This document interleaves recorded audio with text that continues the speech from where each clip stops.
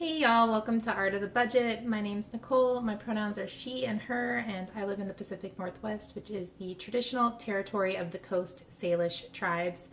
I'm an artist and educator, and I'm currently learning about budgeting, saving, and planning for retirement, and trying to share what I learn along the way. Today I'm doing a collaboration video with the amazing Abigail Haney. The collaboration title is Owning and Operating a Small Business. Now, I found Abigail's channel a few months ago, and I was super stoked because she's an artist like I am, a ceramic artist even, like I am, and she's also doing some really incredible stuff. She's supporting herself with her art, and while doing that, she's paying off a pretty huge amount of debt and just really kicking ass. So I was super thrilled to find her channel, and I thought it'd be fun to do. A collaboration about owning and operating a creative business.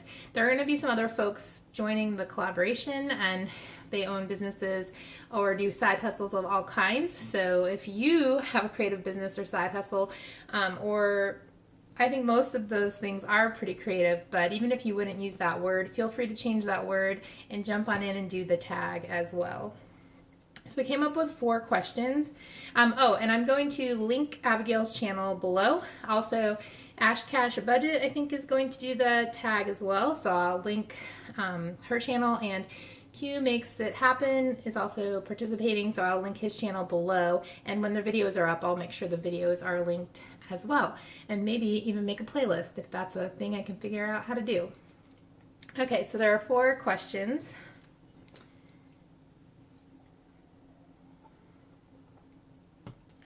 And the first one is, when did you make the leap to be a business?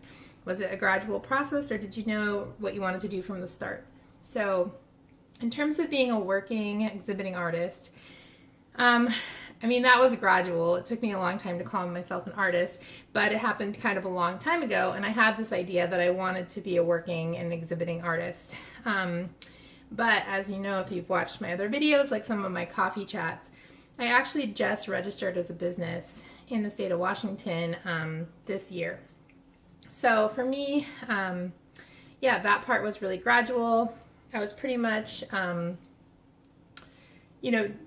being involved in projects or doing talks or something, and then filling out a W-9 and getting a 1099, and then usually I paid enough with my full-time job to cover those taxes once I had to pay in. But I was just doing it like that. I wasn't really considering it a serious actual business. So that part was very gradual and is just happening right now, unfolding on this YouTube channel.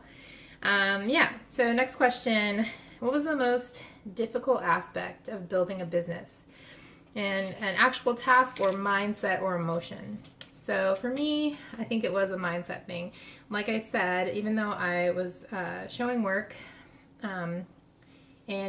I consider myself a working artist. Now I work in the art field.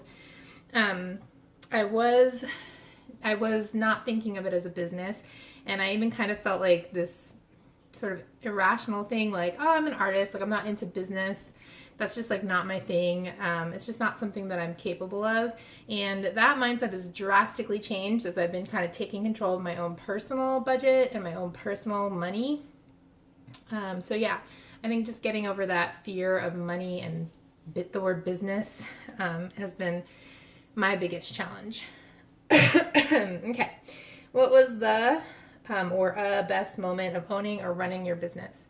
I think, first of all, I just love being an artist. I love doing my community-based projects, working with people, and bringing clay to people and letting people play with clay, and all the other things that come out of that. As if you've watched my budget updates, you know that I do a lot of fundraising for abortion access and reproductive justice, and other causes that I think are important.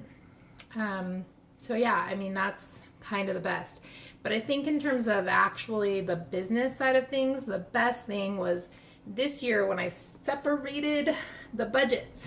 I loved it. It was no longer kind of bleeding my budget to support the business. Even though I am still putting some owner equity in as I build up funds in there, especially right now, it's not a hugely active time for me. So there's still a little bit of that, but it's much more clean and organized, and the budgets are separate. So I think that was like the best moment. Like, I kind of get this, and these are separate budgets now. So I think that was the best moment. So what difficulty do you as a creative business owner in particular run into? Well, I think that something that's really hard is that a lot of times there's like a feeling that you should sort of give your work away for free, that you should sort of that you should give your skills away for free. And